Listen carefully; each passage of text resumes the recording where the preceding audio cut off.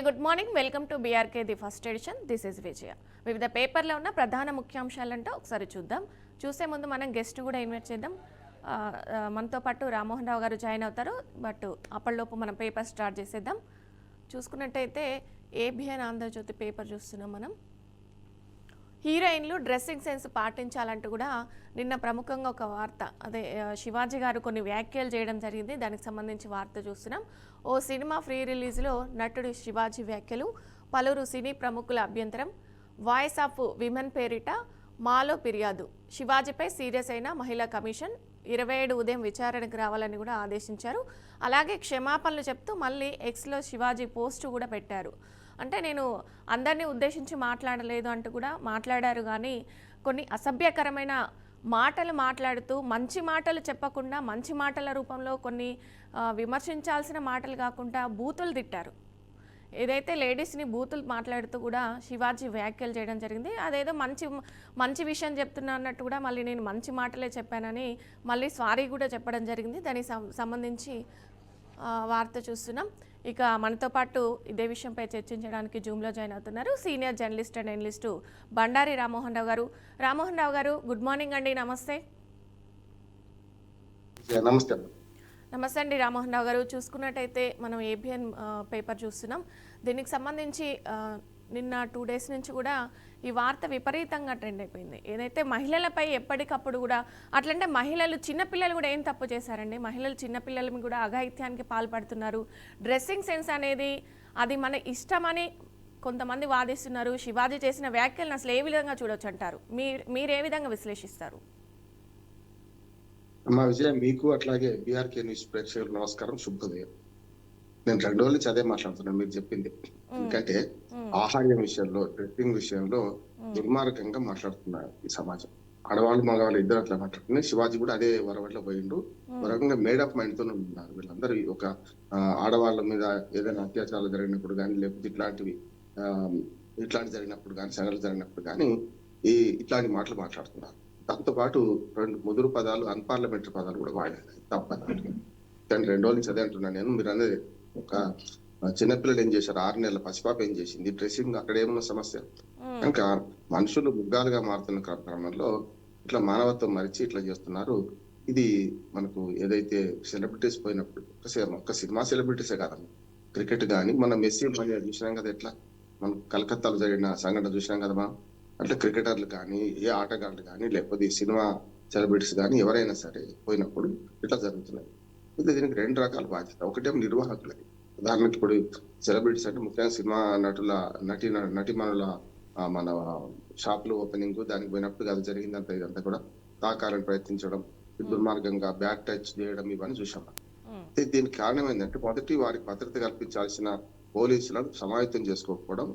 ఎవరైతే పిలిచిందో సెలబ్రిటీస్ పిలిచినప్పుడు ఏదైనా బట్టల షాపు రకరకాల ఏదైనా చేస్తున్నారు కదా ఇనాగ్రేషన్స్ కు, వాళ్ళు ఏం చేయాలి, ఎంతమంది వస్తారు ఊహించి వాళ్ళకు భద్రత కల్పించి వెనక నుంచి తీసుకొచ్చే ప్రయత్నం చేయాలి. షాప్ ఓపెనింగ్ వాళ్ళ ముఖ్య ఉద్దేశం, అంతే కదా. ఏదైనా ప్రారంభోత్సవాలు ఓపెనింగ్ కూడా అటువంటి అప్పుడు ఇంత బహిరంగంగా బజార్లో దింపి తీసుకురావడం, నడుచుకుంటూ తీసుకురావడం, ఇవన్నీ చేయాల్సిన అవసరం లేదు. నిర్వాహకులది మొదటి తప్పు. నిర్వాహకులు జాగ్రత్తలు తీసుకున్నప్పుడు పోలీసులు కూడా దానికి తగిన సంఖ్యలో, అంటే వాళ్ళకున్న ఫాలోయింగ్ బట్టి వాళ్ళని బట్టి కొంత ఏర్పాట్లు చేయాల్సి వస్తుంది. దానికి ఆ నిర్వాహకులే డబ్బులు పెట్టుకోవాలి. పోలీసు పద్దానికి బందోబస్తు రావడానికి ప్రైవేట్ కార్యక్రమాలకు కూడా మనకు విఐపి భద్రత కల్పించడం కష్టం. కనుక వాళ్ళకి చేయాల్సింది. రెండోది, సమాజంలో భావన పోవాలంటే మీరు అన్నది ఇంతకుముందు విజయ్ గారు. ఎందుకంటే అది ఎట్లా ఉంటదంటే, మనకు రకరకాలుగా డ్రెస్సింగ్ అవమానిస్తున్నారు. వాళ్ళ ఇష్టం, అది సమాజానికి అంగీకారం అవుతుందా కాదా వాళ్ళు నిర్ణయించుకోవాలి. అంటే మనం ఎట్లా ఉండాలని 2 ఉంటాయమ్మా, 2 భీతులు ఉంటాయి ప్రపంచంలో. ఒకటి పాప భీతి, రెండోది సమాజ భీతి. మనందరం బట్టలు ఎందుకు వేసుకుంటున్నాం నిండుగా అంటే మన సమాజ భీతి కదా. నగరంగా ఎదురు తిరగడం లేదు, ఇది అంతే అంటున్నాం. అంటే ఎవరి ఇష్టాలు వాళ్ళకు ఉంటాయి. దాని కల్చర్ని బట్టి ఉంటుంది. మన చీర కట్టు మన కల్చర్ అనుకుందాం. అందరూ చీర కట్టాలని ఏం లేదు కదా. ఇప్పుడు వాళ్ళ చీర కంటే వీటికంటే కూడా చుడిదారు చాలా నిండుగా ఉండేది కదా. మరి చాలా మంది చుడిదారు దొరుకుతున్నారు కదా. ఇప్పుడు ఆఖరికి తిరుమల తిరుపతి దేవస్థానంలో కూడా మీరు చీర కావాలని చుడిదారుని అనుమతిస్తున్నారు కదా. చూస్తున్నాం కదా మనం. సాంప్రదాయ వస్త్రధారణ అంటే చుడిదారు కూడా అనుమతిస్తున్నారు. అందుకని మోరల్ పోలీసింగ్ వద్దంటున్నాను. మోరల్ పోలీసింగ్ ఎప్పుడు సమాజంలో ఉండదు. వాళ్ళు నిర్ణయించుకుంటారు ఎట్లా ఉండాలని. దాన్ని బట్టే ఆయన మాట్లాడిన మాటలకు నిన్ననే క్షమాపణ చెప్పారు. ఆ పదాలు వాడాల్సి లేకుండా అని అన్నాడు. మొత్తం మీద ఏమైందంటే నోరు ఇప్పుడు కాలు జారితే వెనక్కి తీసుకోవచ్చు అమ్మ విజయ, కానీ నోరు జారితే వెనక్కి తీసుకోవాలి కనుక నోరు జారని ఆయన వెనక్కి తీసుకున్నారు. అయినా సరే 27వ తేదీ నాడు మహిళా కమిషన్ ముందు స్వయంగా హాజరు కావాల్సిందే, చేయాల్సిందే. అందుకని కొంచెం ఇటువంటి సెలబ్రిటీస్ మాట్లాడేటప్పుడు కూడా సమాజంలో పలుకుబడి కొంచెం విలువ ఉన్న వాళ్ళు మాట్లాడేటప్పుడు కూడా చాలా వరకు సమయం పట్టించాలి. శివాజీ మొదటి నుంచి కూడా దుందుడుకు వ్యక్తి. గతంలో చూసాం సమాఖ్యాంధ్ర అప్పుడు ఆయన వ్యాఖ్యలు చూసాం.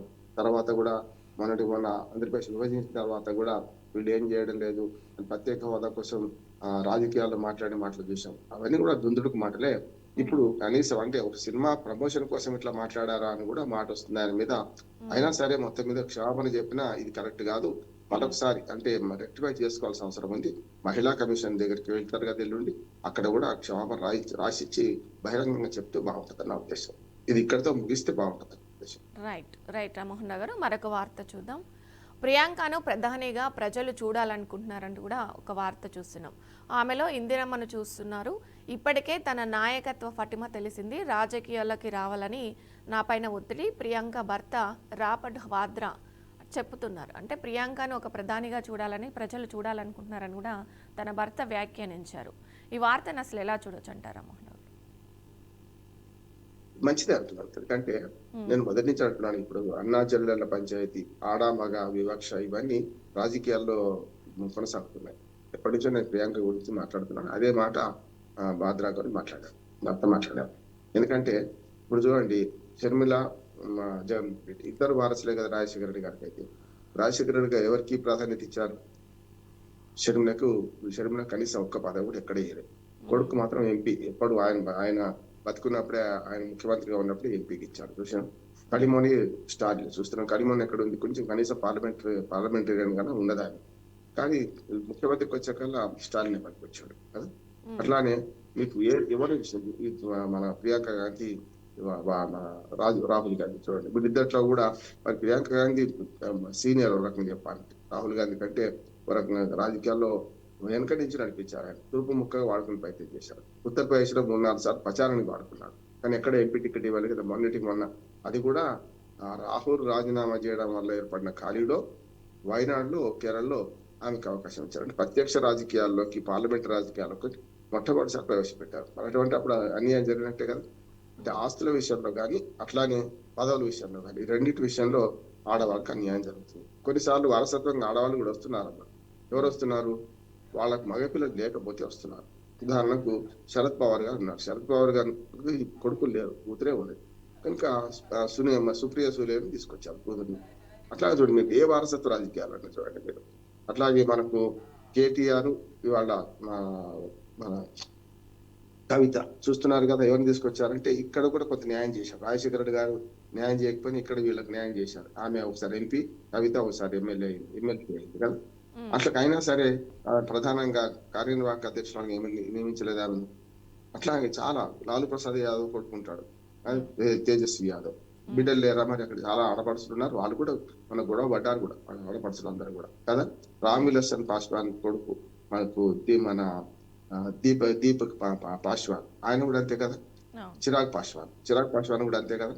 ఇట్లా చూసుకుంటే మొత్తం దేశం మొత్తం మీద కూడా మహిళా వివక్ష కొనసాగుతుంది. అందుకనే ఆయన వాద్రా అన్న మాటల్లో నిజమే. ఎందుకంటే ఇందిరాగాంధీ లాగా ఆకృతి ఉంటది, దాంతో పాటు మాట కూడా అట్లాగే ఉంటుంది. చూస్తున్నారు కదా, ఈ వయసులో ఇందిరాగాంధీ ఎట్లా ఉండాలో అట్లా ఉన్నది ఆమె. కనుక ఇప్పటికైనా సరే, అంటే ఈ వ్యక్తి పూజ అవసరం లేదు, కానీ వాళ్ళు ప్రియాంక గాంధీకి సరైన ప్రాధాన్యత ఇవ్వడం లేదు అని మాట వస్తున్నాయి. రాహుల్ గాంధీకి ఇచ్చిన ప్రాధాన్యత, రాహుల్ గాంధీ అన్నిట్లో ఫెయిల్యూర్ అని కూడా ఈ మధ్యన బీజేపీ వాళ్ళు పెద్ద 100 ఎన్నికల్లో ఓడిపోయిన ఆయన మళ్ళీ ఎందుకు మాట్లాడుతున్నారు అంటున్నారు. 100 ఎన్నికల్లో ఓడిపోయిన వాళ్ళు కూడా మళ్ళీ ముందుకు రావచ్చు, రాజకీయాల్లో ఏదైనా జరగవచ్చు, సమస్య కాదు. చూశాను కదా, 2 సీట్లు ఉన్న బీజేపీ 303 సీట్లకు ఎదిగింది పోయినసారి 2019లో. సొంతంగా 3 సీట్లు సాగించుకున్నారు. 301 సీట్లు ఎక్కడి నుంచి వచ్చినాయి? గాలిలో రాలే కదా. రాజకీయాలు ఎత్తుపల్లాలు ఉంటాయి కనుక వాద్రా అన్న దానిలో ఇందిరాగాంధీ లాగా ఉన్నది, ఆమెను తీసుకురావాలంటే కావచ్చు, నష్టమేం లేదు. వాడు ఎట్లాగూ గాంధీ కుటుంబం మీద ఆధారపడ్డారు అందరు కూడా. గాంధీ కుటుంబంలో ఒక మహిళ వస్తే ఎట్లా ఉంటుందని ఆలోచన చేస్తున్నారు. వాళ్ళ ఆలోచన వాళ్ళది, ప్రజలు ఆదరిస్తారా లేదా అని ఎన్నికల్లో నిర్ణయిస్తారు. రైట్ రామ్మోహన్ రావు, మరొక వార్త చూద్దాం. ఫోన్ ట్యాపింగ్ కేసులో సిట్టు దూకుడు, కేసీఆర్, కేటీఆర్, హరీష్కు నోటీసులని ప్రచారం. నిర్ధారించని పోలీసులు, సమయం పట్టే అవకాశం, ఆధారాలను క్రోడీకరించడంపై సిట్ అధికారులు దృష్టి. ఆ తర్వాతే నేరానికి ప్రోత్సహించిన వారిపై చర్యలు, కేసీఆర్ మాజీ ఓఎస్టీ విచారణలో కీలక వివరాలు. అలాగే చూసుకున్నట్టయితే వీళ్ళు ఇక్కడ మాట్లాడుతున్నారు, రేవంత్ రెడ్డి తాటాకు చప్పళ్లకు భయపడం, ఫోన్ ట్యాపింగ్పై నోటీసులు ఇచ్చినా లెక్క పెట్టమంటూ కూడా ఇక్కడ మాట్లాడినట్టు చూస్తున్నాం. హరీష్ రావు మాట్లాడారు. ఇది ప్రభుత్వం ఇరుకున పడినప్పుడల్లా ఇలాగే లీకులు, కేసులు పెట్టినా రెట్టించిన ఉత్సాహంతో నిలదీస్తామంటూ కూడా మాట్లాడుకొచ్చారు. అలాగే వాస్తు భయంతోనే రేవంత్ సచివాలయానికి రావట్లేదు, ప్రాజెక్టులపై పీపీటీ ఇచ్చే అవకాశం మాకు ఇవ్వాలంటూ కూడా హరీష్ రావు మాట్లాడారు. ఈ వార్తను అసలు ఎలా చూడొచ్చు అంటారు రామ్మోహన్ రావు గారు? దీనికి సంబంధించి ఫోన్ ట్యాపింగ్కి సంబంధించి అసలు ముందుకు వెళ్ళట్లేదు కేసు, ఇంకా ఇది ఇలా సాగుతూనే ఉంటుందంటారా? మా విజయ్ గారు, మీకు ఈ ఈ ఈ కేసు విషయంలో కొంతవరకు మన సమంజసం. ఎందుకంటే ప్రభాకర్ రావు గారు విదేశాలకు వెళ్ళి సంవత్సరం దాకా దొరకలేదు, రాలేదు కదా.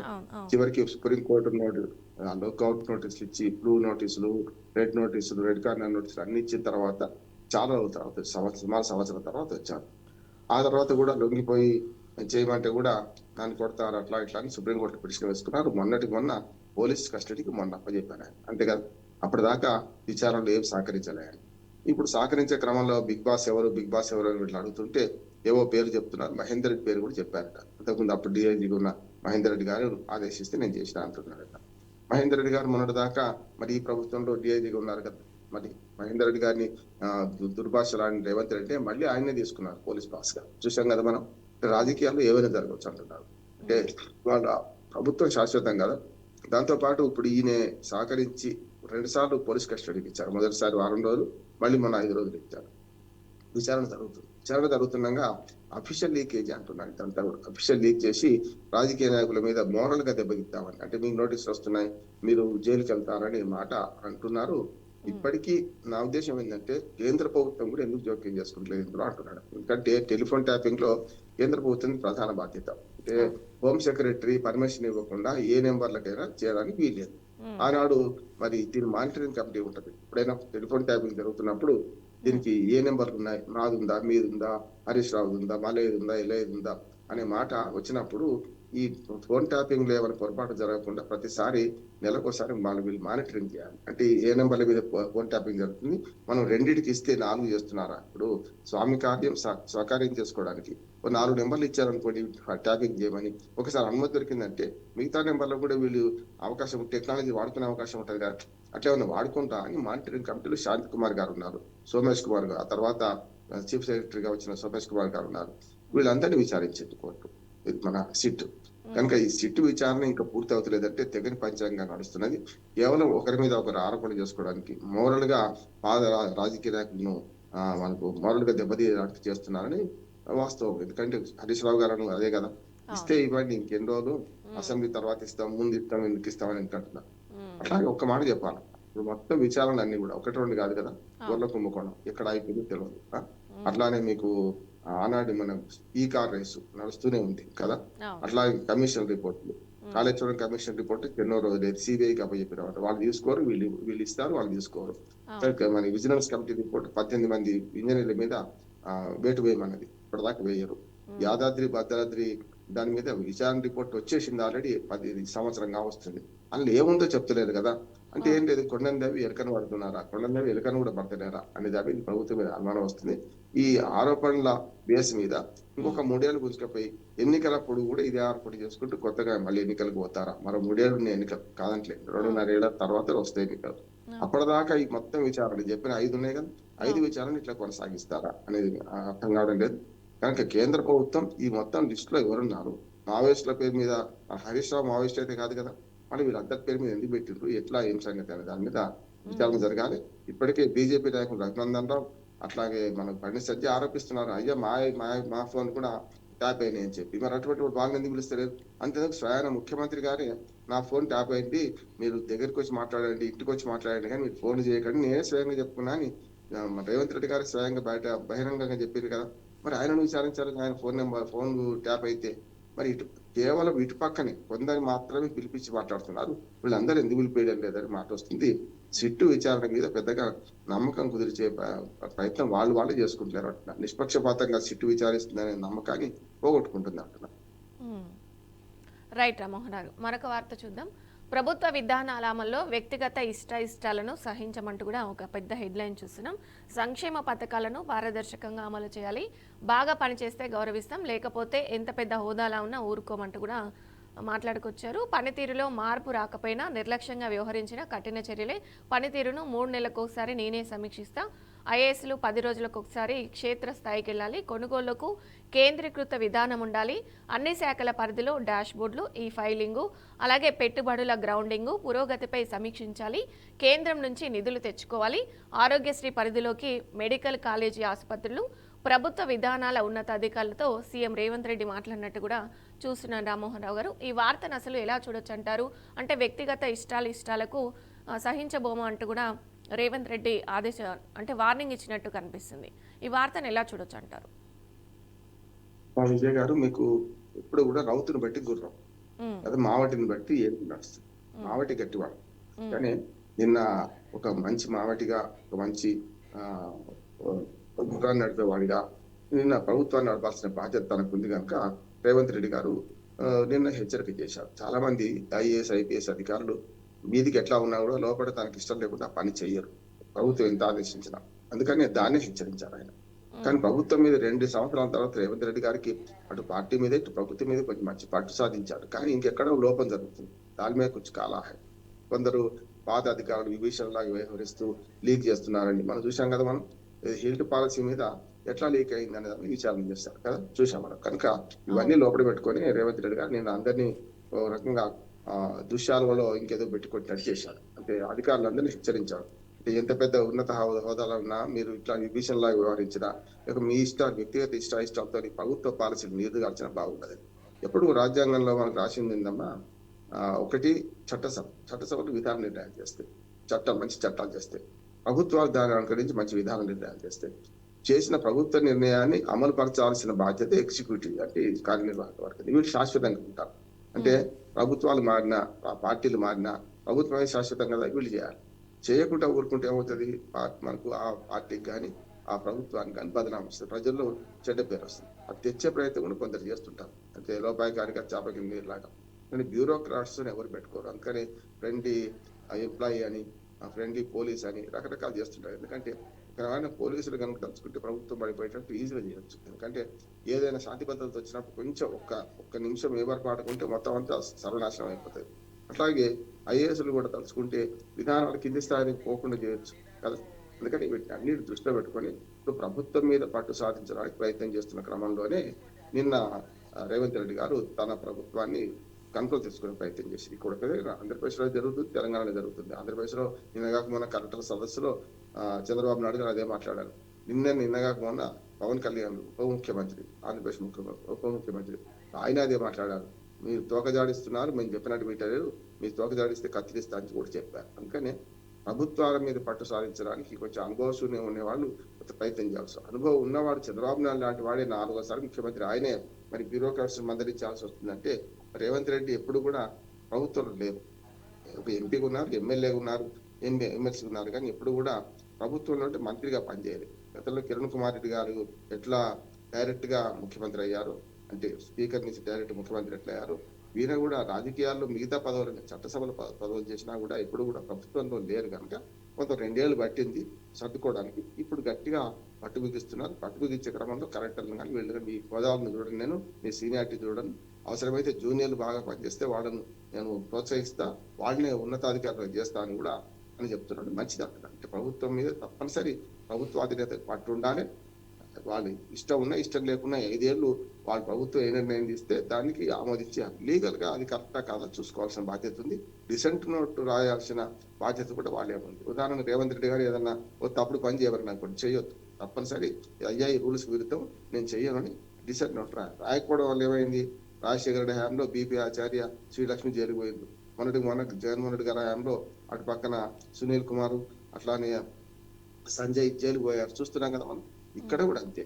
ప్రభుత్వ అధికారులు తమ పరిధిలో తమకు స్వతంత్రత ఉన్నది, కాదట్లేదు.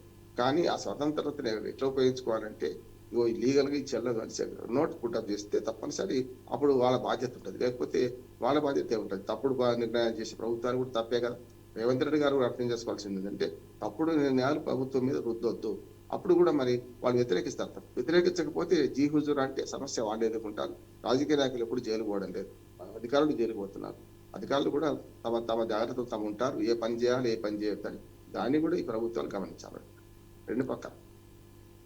రైట్ రామ్మోహన్ రావు గారు, ఈనాడులో ఏపీ పేపర్ చూస్తున్నాము. ఐటీకి సిలికాన్ వ్యాలీ, క్వాంటంకు అమరావతి అంటూ కూడా ఒక హెడ్లైన్ చూస్తున్నాం. రాజధాని నుంచి దేశ క్వాంటం కంప్యూటరింగ్ భవిష్యత్తు నిర్మాణం, అలాగే ఈ టెక్నాలజీలో ఏపీ నుంచి నోబెల్ సాధిస్తే 100 కోట్లు నజరానా అంటూ కూడా ఒక హెడ్లైన్ చూస్తున్నాం.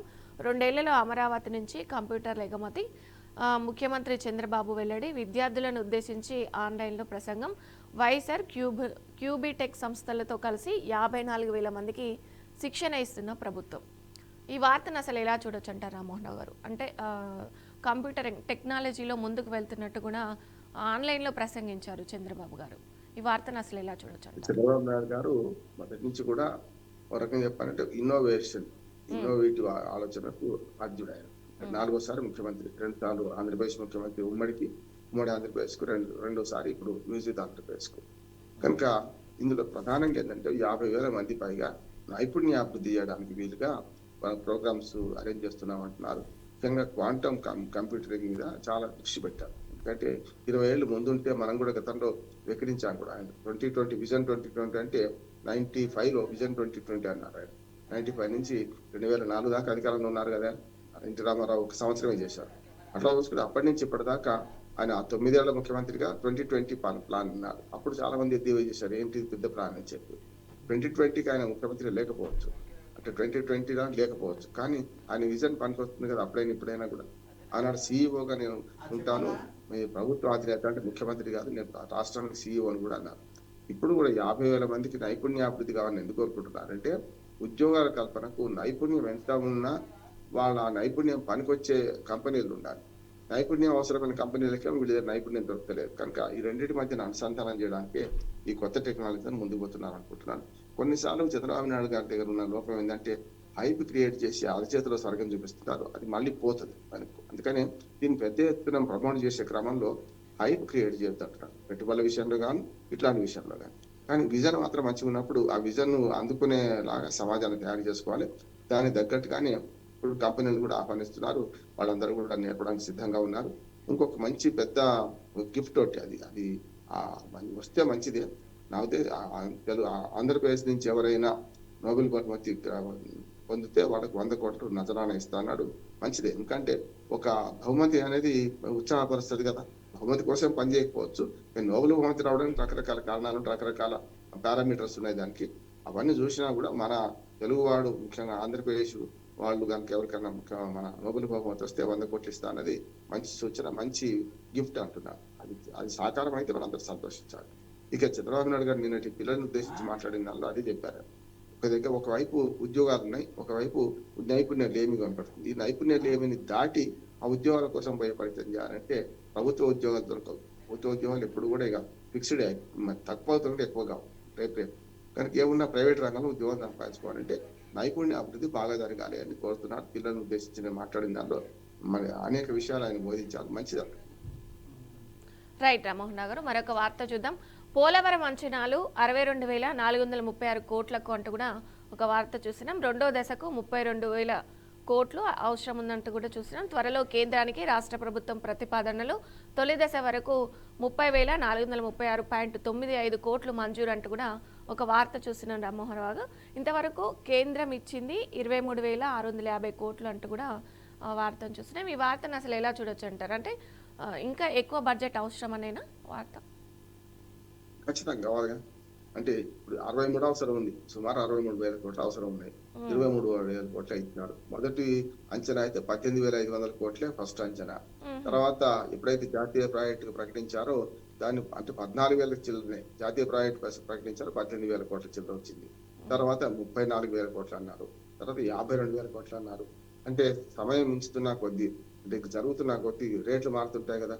అంటే స్టీల్ రేటు, సిమెంట్ రేటు అన్ని పెరుగుతుంటాయి, కూలీ రేట్లు అన్ని పెరుగుతుంటాయి.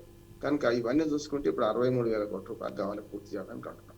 ఇట్లా కనుక ఇంకో 4 ఏళ్ళు ఆగితే 1,00,000 కోట్లు కావు, 1,00,000 కోట్ల పెరుగుతుంది బడ్జెట్. ఎందుకంటే ద్రవ్యోల్బణం పెరుగుతున్న సందర్భంలో రూపాయి విలువ తగ్గుతుంది. చూసాం కదా మనం, డాలర్ విలువ ఇప్పుడు అది మందు పెట్టినప్పుడు 40 రూపాయలు చిల్లర ఉంటాయి. ఈ ప్రాజెక్టు మందు పెట్టినప్పుడు డాలర్ రూపాయి మార్కం విలువ 40 రూపాయల దాకా ఉండేది. 40 ఎక్కడ, ఇవాళ 90 ఎక్కడ? సగం దాటింది కదా. 45 ఉన్నట్టుకున్నా 90 డబల్ అయితే అయింది కదా. మరి అంచనాలు కూడా మారుతాయి కదా. 32,000 కోట్లు కాస్త 63,000 కోట్లు అయింది, 64,000 కోట్లు అయింది. అందుకని ఇప్పుడు చేయాల్సిన పని ఏంటంటే ఎంత వీలైతే అంత వేగవంతం చేయాలంట. అట్లానే టూత్ పాలిష్ చేయమంటలేదు. ఇప్పుడు ఏదైతే సిమెంట్ ఆనకట్టు ఉందో అది మెల్లగా కట్టాల్సిందే. అది దానికి టైం తీసుకున్నారు, కట్టారు కూడా. అటు ఇటు మొత్తం కరకట్టలు పోయడం కానీ, అలా వెనక నీళ్లు మొత్తం 148 151 మీటర్ల అనేది కూడా సమస్య ఉన్నది అక్కడ. ఇవన్నీ చూసుకుంటే మనకు మీటర్ల ఎత్తును కూడా మనకు ఫీట్ల ఎత్తు కూడా మారే అవకాశం ఉంటుంది కనుక వెనుకకు మరి ముంపు గ్రామాలు పెరుగుతున్నాయి. ముఖ్యంగా ఇందులో పరిహారం విలువ పెద్దదమ్మ. అంటే మనకు చాలా గ్రామాలు ముఖ్యంగా 7 మండలాలు మునిగిపోతాయి. ఇప్పుడు తెలంగాణ నుంచి ఆంధ్రప్రదేశ్కు విభజన చట్టంలో అమలయ్యే క్రమంలో బీజేపీ ప్రభుత్వం రాగానే మార్చిన 7 మండలాలు 60 లక్షలు మునిగిపోతాయి, అక్కడ నీళ్ళు అనిపోతాయి. కనుక వాళ్ళకు పరిహారం ఇవ్వాల్సి ఉంది.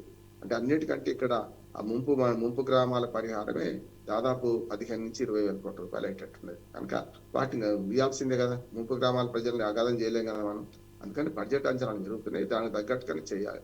కేవలం 23,000 కోట్ల రూపాయలు ఖర్చు పెట్టారు, మరి ఇంకా 40,000 కోట్ల రూపాయలు ఖర్చు పెట్టారు. ఇప్పుడున్న అంచనాలు దానికి ఒకవేళ ఇది 4-5 సంవత్సరాల డేట్ అయితే ఇంకా పెరిగే అవకాశం ఉంటుంది. కనుక వీలైన తొందరగా కేంద్ర ప్రభుత్వం గ్రాంట్స్ విడుదల చేయాలి. వీరు మొత్తం కేంద్ర ప్రభుత్వం బాధ్యతని ఇదంతా కూడా, ఈ పోలవరం అంతా కూడా ఏకపక్షంగా కేంద్రమే గ్రాంట్లు ఇవ్వాలి, జాతీయ ప్రాజెక్టుగా ప్రకటించాలి. కనుక అందుకనే ఒత్తిడి చేయాలి, తీసుకొచ్చుకోవాలి. డబుల్ ఇంజన్ సర్కార్ ఉంది, ఇక్కడ బీజేపీ ప్రభుత్వం ఉంది, అక్కడ తెలుగుదేశం ఉంది, జనసేన ప్రభుత్వం ఉన్నారు. కనుక కేంద్ర ప్రభుత్వంలో అందరూ కలిసి ఒక రకంగా చెప్పాలంటే ఈ ప్రాజెక్టును వీలైన తొందరగా 2027 పూర్తవుతుంది, 28 పూర్తవుతుందో చూడాల్సిన అవసరం ఉన్నది. గతంలో 2021 నుంచి కొడుతున్నారు, ఇక వచ్చే ప్రాజెక్ట్ అయిపోతుంది చేస్తున్నామని చెప్పి.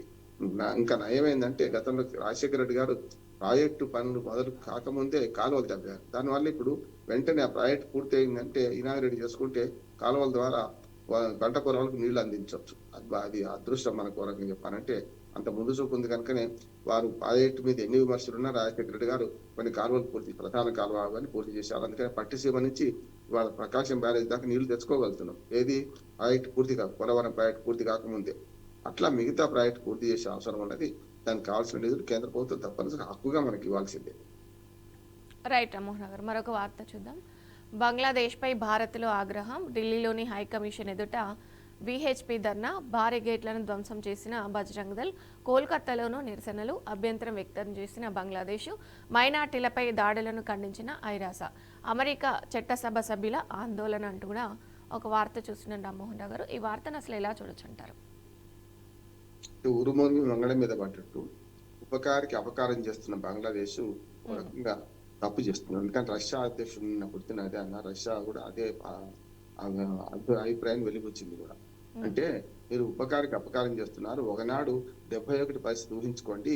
ఆనాడు బలవంతంగా ఉర్దూ రుద్ది, అనవసరంగా బెంగాలీ భాషను అవమానించి, అసలు తూర్పు పాకిస్తాన్ ప్రజలే కాదన్నట్టు దమననీతి అవలంబించిన పాకిస్తాన్కి వ్యతిరేకంగా మీరు అల్లాడుతుంటే భారత ప్రభుత్వం సహాయం చేసింది కదా, భారత ఆనాడు మిమ్మల్ని ఒక దేశంగా నిలబెట్టింది కదా, దాన్ని ఎందుకు గమనిస్తలేరు అని దాని మీద పెద్ద ఎత్తున నిన్న రష్యా చెప్పింది. అయినా సరే మీ అంతర్గత వ్యవహారం జోక్యం చేసుకోవాలన్నది. కానీ ఇప్పుడు ఐక్యరాజ్య సమితితో సహా అక్కడ హిందువుల పరిస్థితి చాలా ఘోరంగా ఉంది కనుక చాలా మంది మెల్లగా 8% మిగిలిపోయారు. మొత్తం అంతా కూడా చాలా 20% పైగా ఉన్న హిందువులు ఇవాళ 7-8% మిగిలిపోయారు.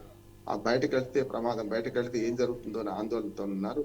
వాళ్లకు దన్ను కల్పించాల్సిన అవసరం ఉన్నది. ఐక్యరాజ్య సమితి ఒకటే కాదు, ఆ ప్రపంచ దేశాలను కూడా మైనార్టీలకు వ్యతిరేకంగా వాళ్ళు చేస్తున్న దుర్మార్గమైన చర్యలను ఖండించాలి, అవసరమైతే ఆపాల్సిన అవసరం ఉన్నది. ఇవాళ యూనస్ తన కోతిని తానే దవ్వుకుంటున్నారు. ఇప్పుడు మొన్నటిదాకా ఆమె అవినీతి రాలైనా కూడా కొంతవరకు ప్రభుత్వం గాడిన పడే ఉద్దేశం ఉంది. ఒకసారి అరాచకం ప్రబలిన తర్వాత అరాచకాన్ని ఎవరు ఆపలేరు అన్నది మంచి ఉదాహరణ ఇది. బంగ్లాదేశ్ ప్రజల భవిష్యత్తు అగమ్యగోచరంగానే ఉన్నది. దాంతో పాటు మనలాంటి భారతదేశానికి కూడా మనకి ఇబ్బంది వస్తుంది చూస్తున్నాం మనం. అంటే అక్కయ్యలు తగలబడుతుంటే మనకు మంచిగా ఎట్లా ఉంటుంది, అక్కయ్యలు తగలబడుతుంది, ఆ గడ్డి మంట మనకు కూడా అంటుకుంటామని భయపడతాం మనం. అదే జరుగుతున్నది. చైనా పూర్తిగా ప్రోత్సహిస్తున్న దీన్ని అక్కడ అరాచకం సృష్టించాలి, అక్కడ ప్రభుత్వం లేనట్టు చేయాలి. రేపు ఎన్నికలు ఫిబ్రవరిలో షెడ్యూల్ ప్రకటించారు కనుక ఎన్నికలు వాయిదా వేయడానికే ఇది ఒక పెద్ద ప్రయత్నంగా కనపడుతున్నది. ఎన్నికల్లో అవామీ లీగ్ పార్టీని నిషేధించారు ఇప్పటికే, కానీ పరోక్షంగా వేరే పేరు మీద వాళ్ళు గెలిచి రేపు పొద్దున అధికారంలోకి వస్తే మళ్ళీ హసీనా మరి ఇంటికి వస్తుందని చెప్పి ఈ విద్యార్థులను అనవసరంగా రెచ్చగొట్టి వాళ్ళ భావోద్వేగాన్ని వాళ్ళ ఆవేశాన్ని సొమ్ము చేసుకునే ప్రభుత్వాలు. యూనస్ అయితే పూర్తిగా పనికిరాని వాళ్ళకి అది తేలిపోయిండు. ఇవాళ చైనాకి వెళ్ళేమో ఈ రకంగా భూభాగం మాది అంటాడు. ఇవాళ అక్కడ మాజీ సైన్యాధ్యక్షుడు ఆయన ఏమన్నాడు, మాజీ సైన్యం సలహాదారు మొత్తం ఈశాన్య భారతదేశం మొత్తం అంతా మాదే అన్నారు. డైరెక్ట్ గా ఇదే యూనస్ పోయి చైనాలో ఆ చికెన్ నెక్ను ఏదైతే మనకు ఆ ఈశాన్య భారతదేశానికి మన మెయిన్ భారతదేశానికి ఉన్న ఆ కొక్కిని తీసేస్తే అయిపోతే 22 కిలోమీటర్ల భాగాన్ని బంగ్లాదేశ్ కలిపేస్తే డైరెక్ట్ గా చైనాతోని సరిహద్దు ఏర్పడతాయి వాళ్ళకి. చైనాతోని ఆ 22 కిలోమీటర్ల గ్యాప్ ఉంటుంది సరిహద్దు ఏర్పడడానికి. దాన్నే చైనా కూడా అదే కోరుకుంటుంది. అక్కడ చికెన్ నెక్ పెంపేస్తే డైరెక్ట్ గా బంగాళాఖాతంలోకి వాళ్ళు బంగ్లాదేశ్ ద్వారా వచ్చే అవకాశం ఉంది. బంగ్లాదేశ్ తన మరణ శాసనాన్ని తానే రాసుకుంటుంది. కాకపోతే మనం చాలా ఓపిక ఎదురు చూస్తున్నాం. ఒక దిశలో మనం ఢాకాను ఆక్రమించుకోవడం 3 గంటల పని అంటున్నాం, 3 రోజుల పని అంటున్నాను నేను. 3 గంటలు కాకుండా 3 రోజుల పని. అటువంటిప్పుడు సమస్య ఏముంది? సైన్యశక్తిగా సరిపోదు మనకు బంగ్లాదేశ్ ఏ రకంగా. కానీ చైనా లాంటి దేశం కనుక దన్ను ఇస్తే సేమ్ ఇప్పుడు ఉక్రెయిన్ రష్యా యుద్ధం లాగా ఉక్రెయిన్ కు అమెరికా ఆయుధాలు సరఫరా చేస్తే ఎట్లా జరిగిందో మరి యుద్ధం కొనసాగే అవకాశం ఉంది. కనుక యుద్ధం దాకా రాకుండానే మనం ప్రయత్నం చేస్తున్నాం. అమెకబుల్ సెటిల్మెంట్ చేద్దాం అనుకుంటున్నాం. ఇది వీలు కాకపోతే సామ దాన భేద దండోపాయాలు ఉంటాం కదా. ఇప్పుడు సామం పోయింది, దానం పోయింది. దానం అంటే మనం చాలా రోడ్డు వేయించినాం, రకరకాలు వేయించినాం. అక్కడ వాళ్ళ ఆర్థిక శక్తిని మనం ఊతమించాలి. ఇప్పుడు భేదం అంటే ఇట్లా ఉంటే బాగుండదని హెచ్చరిస్తున్నాం. ఇక దండోపాయం చివరికి మిగిలింది. దండోపాయానికి ఆలోచించాల్సి వస్తుంది. ఎందుకంటే యుద్ధం మొదలైందంటే ఆపడం మన చేతిలో ఉండదు. కనుక బంగ్లాదేశ్ పీచమనచడానికి గతంలో పాకిస్తాన్కు ఏ గుణపాఠం చెప్పినో అట్లాగే వీటికి కూడా చెప్పడానికి టైం ఉంది. అది ఎదురు చూస్తున్నాం. అంటే వాళ్ళు చేసిన తప్పుడు మళ్ళీ చేయాల్సి వస్తుంది. ఈ లోపల పాపం విలువైన ప్రాణాలు పోతున్నాయి, హిందువులు నష్టపోతున్నారు, చచ్చిపోతున్నారు. అక్కడ 2 హిందువులను కిరాతకంగా చంపారు. ఇవన్నీ చూస్తున్నాం. మనం ప్రపంచ పరిణామాలన్నీ గమనిస్తూ మన పక్కనున్న దాన్ని కూడా గమనిస్తున్నాం. మన ఓపిక మన చేతగానితనం కాదు, మన మంచితనం మన చేతగానితనం కాదు అని నిరూపించే అవకాశం అతి త్వరలో వస్తుంది అనుకుంటున్నాను. రైట్ రామ్మోహన్ గారు, థ్యాంక్ యూ సో మచ్ అండి. చాలా మంచి విశ్లేషణ అందించారు. Thank you. ఇది ఇవాల్టి first edition. Keep watching BRK news Telugu డిసత్తా.